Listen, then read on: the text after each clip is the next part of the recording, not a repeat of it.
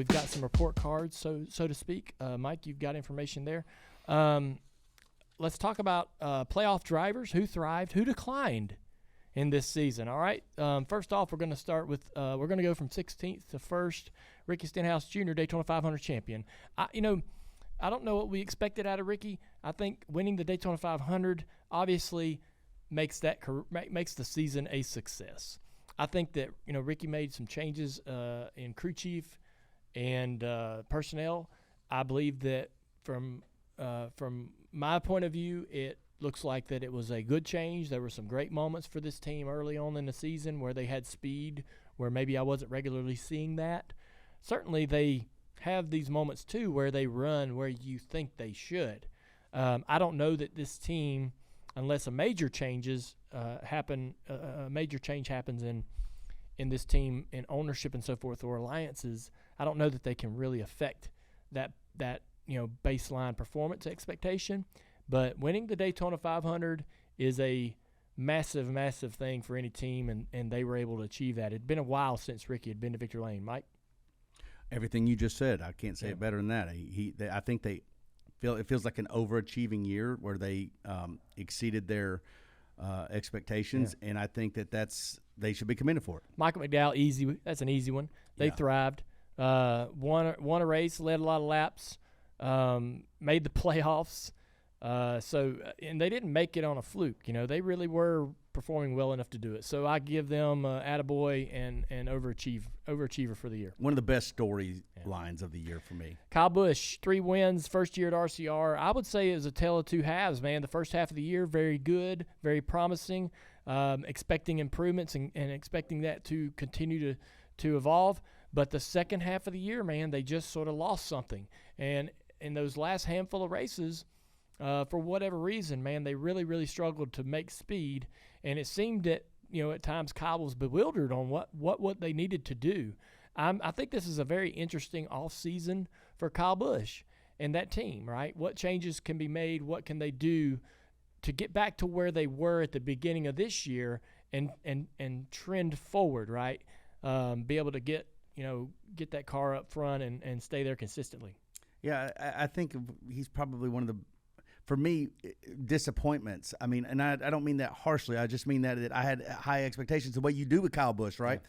But this year I'll look at this as it pertains to this 8 team as the one where Kyle Busch became a good guy, right? And people started cheering him, and we just weren't used to that from the beginning. Guess you got to give that. Yeah, that was a big change in a positive way. Right. Kevin Harvick, who's our guest this week, I don't know what he expected or they expected. We certainly know that Kevin's had better years. But when I look at this team, I judge the company as an organization, and he outperformed the rest of the Stewart-Haas cars by a good margin weekly, right? And so, I feel like that the organization has slipped a bit. Yes. But he has really kind of been able to carry the torch, so to speak, for them. And, not winning, I'm sure, was disappointing for Kevin. But damn, man, I mean, in the last race, led laps, run up front, had a solid ending.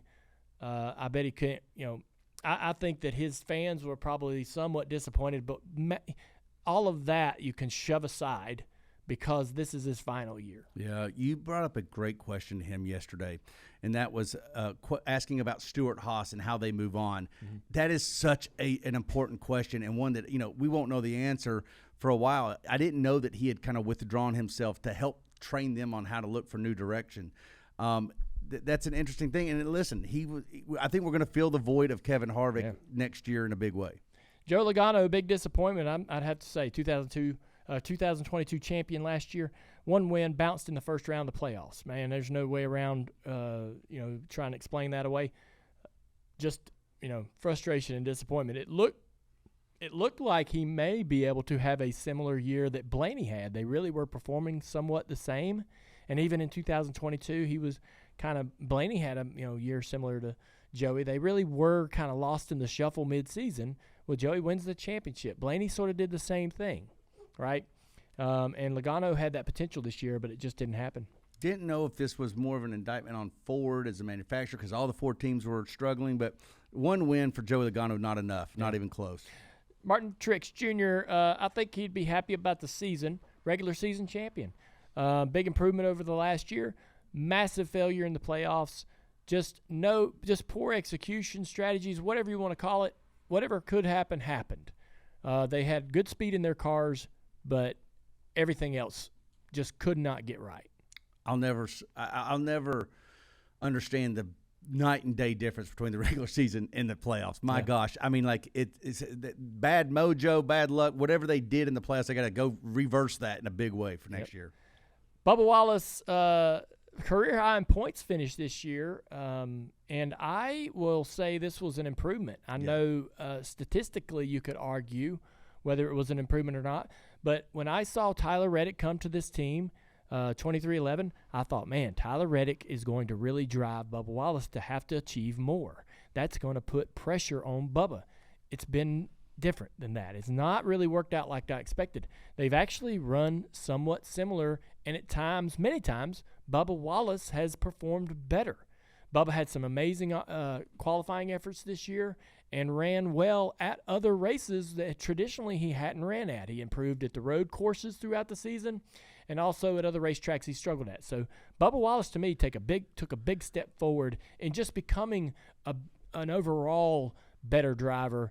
He had, they were strong at Kansas, strong here, strong there. This year he was a better driver across the board. So I think, even though maybe he probably feels like they fell short on some marks, the driver and the team themselves performed better across the board. I know that wins are the ultimate stat. Yeah. He didn't have any, but laps led, I don't have that stat in front of me, but I guarantee you his laps led tells a better picture average of his running season. Position. All that stuff had huge improvement. Ross Chastain, that's a tough one. Wins the final race of the year. I think before Phoenix, before we just take that win, right, that last race of the year and move it off the table, this is a bit of a disappointment. They had big speed last year. They finished second in the championship run, behind Joey. They, made it all the way to the Final Four. I would have to say that this year has been a bit of a disappointment. I agree with that. I don't even know what my expectations for them would have been. I mean, Trackhouse is still sort of a story being written right now, and we're trying to figure out where they're going to be. But, I know this, that they're not sneaking up on anybody anymore for that, And also, there was something when Justin Marks was on here, it's been a year or two ago, right? And he was talking about how this new car reset the field. I wonder if the parity that came with the new car in the first year and then maybe the second year, if that also starts to, as everyone learns the car, if that starts to separate some of the teams. I don't know that that's what's happened with Trackhouse. I expect them to be good. I think they got the funding to be as good as anybody now. But it'll be interesting to see what they do next year. Let's put Brad Keselowski and Chris Buescher in the same deal here, because to me they're both similar. I don't want to repeat myself. Brad Keselowski and Chris Buescher. Chris Buescher had 3 wins. Brad didn't have any wins, but this is the highest finishing position for Roush, or RFK as it's known now, since Greg Biffle in 2012 for Chris Buescher, who was 7th. I think Brad was 8th in points. I believe that they may be the overachievers of the year for me, or the biggest, the ones that should get the biggest award for trying to improve. They've turned this company around. This company was at the very back of the pack, okay, and it didn't look like there was any way up, any way forward.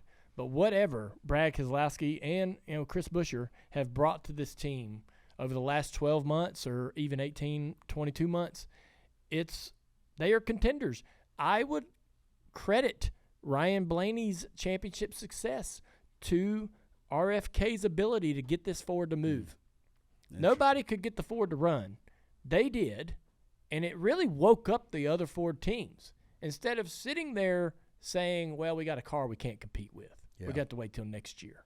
Yeah. This car, you can't make it work.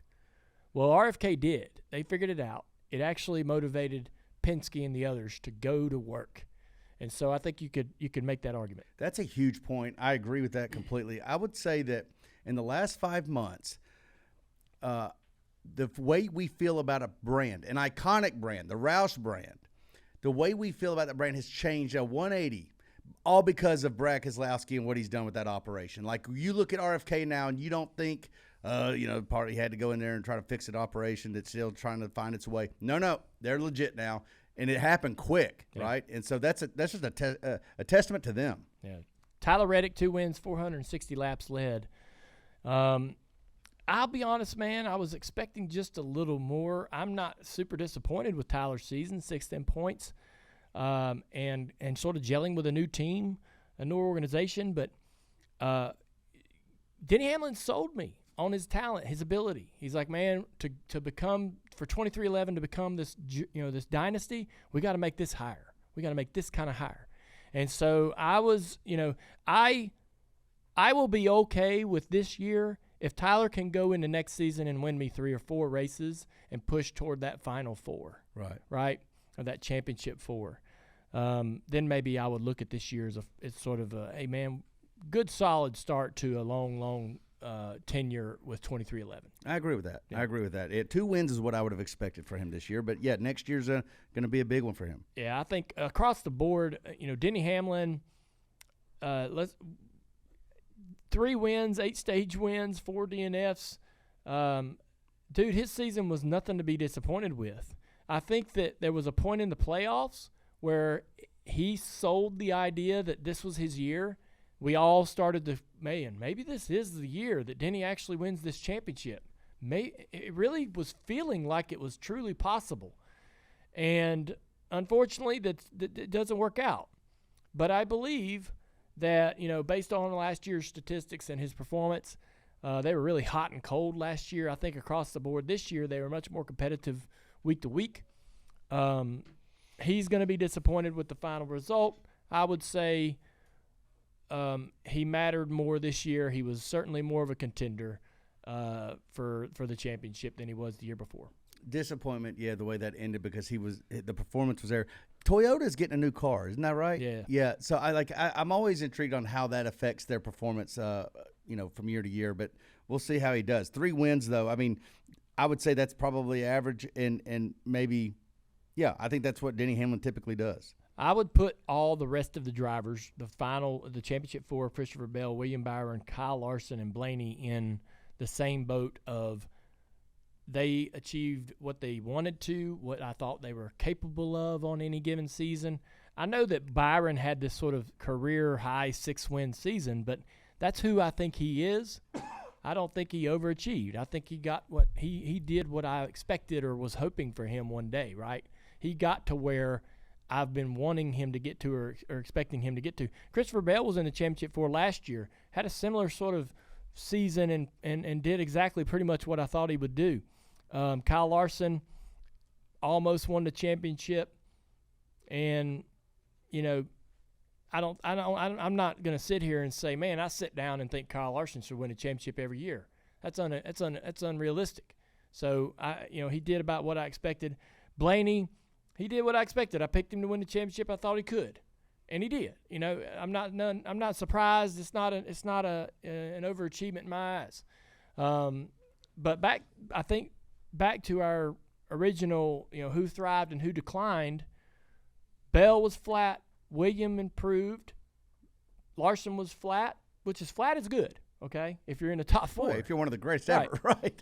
Blaney bumped it up a little bit over his last, previous year's performances. What do you think about his road, though, to the championship? Because he had, 8 top 5s. There was parts of the season when even Blaney himself made you think like the world was coming to an end. Yes. But what do you think about his road? Dude, his dad said at the start of the playoffs, he told us this story, I see the road for you. I'm looking at this playoffs, and I see the way for you to get through to Phoenix. And I thought, that to me was Talladega. You can win there. You're great there. Right. Martinsville. You race good at Martinsville. Look at your statistics. And Phoenix. And Phoenix. He's I